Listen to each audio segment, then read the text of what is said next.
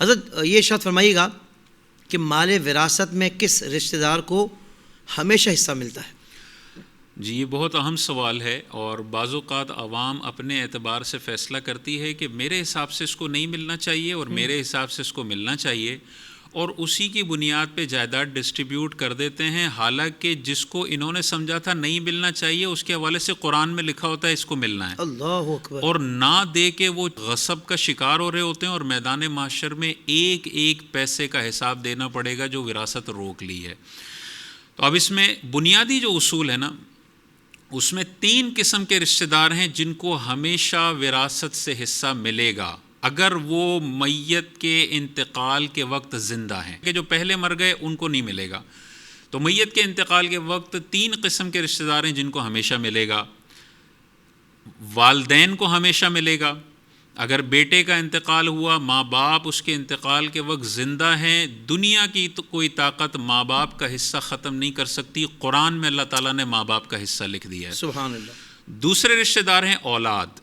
ماں باپ کا انتقال ہوتا ہے، اولاد زندہ ہے، دنیا کی کوئی طاقت اس اولاد کا حصہ ختم نہیں کر سکتی، چاہے بیٹا ہو چاہے بیٹی ہو، دونوں کا حصہ قرآن میں لکھا ہوا ہے، بیٹیاں اور بیٹے کبھی بھی وراثت سے محروم نہیں ہوتے۔ اور تیسرے رشتہ دار ہیں زوجین،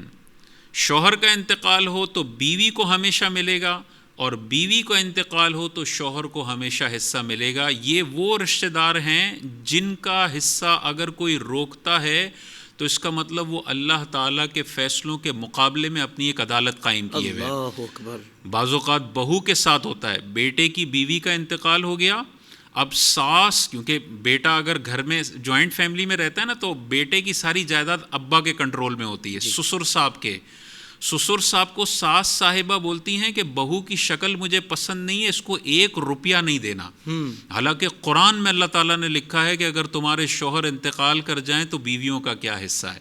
یہ ساس اپنے لیے جہنم کا عذاب خرید رہی ہے جو اپنے بیٹے کی بیوی کا حصہ روک کر چند دنوں کے لیے اس پیسے سے مزہ اٹھا رہی ہے، یہ میدان محشر میں بہت زیادہ ذلیل و رسوا ہونے والی ہے۔ اسی طرح بیٹیوں کا حصہ کھا جاتے ہیں،